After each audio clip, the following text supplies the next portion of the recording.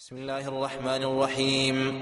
والمرسلات عرفا فالعاصفات عصفا والناشرات نشرا فالفارقات فرقا فالملقيات ذكرا عذرا أو نذرا إنما توعدون لواقع.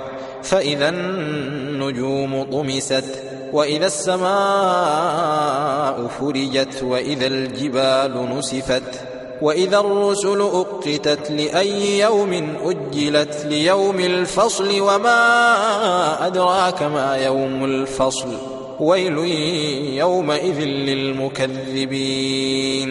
ألم نهلك الأولين ثم نتبعهم الآخرين كذلك نفعل بالمجرمين ويل يومئذ للمكذبين.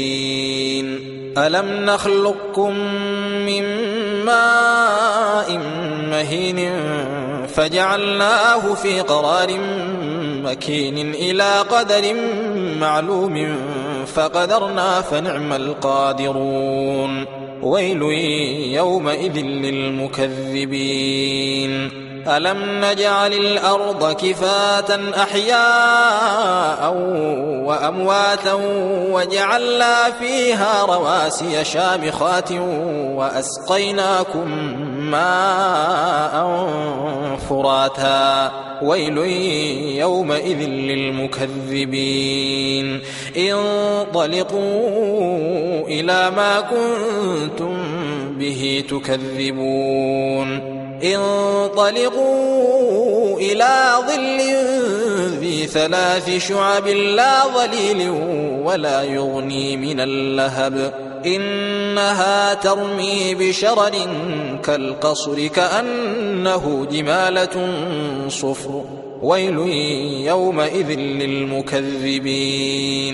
هذا يوم لا ينطقون ولا يؤذن لهم فيعتذرون ويل يومئذ للمكذبين.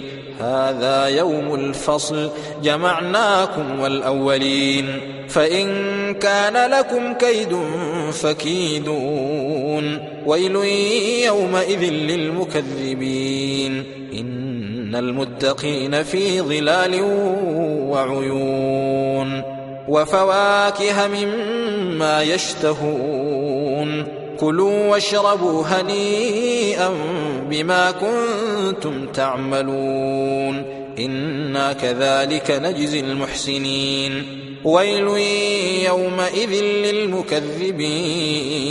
كلوا وتمتعوا قليلا إنكم مجرمون ويل يومئذ للمكذبين.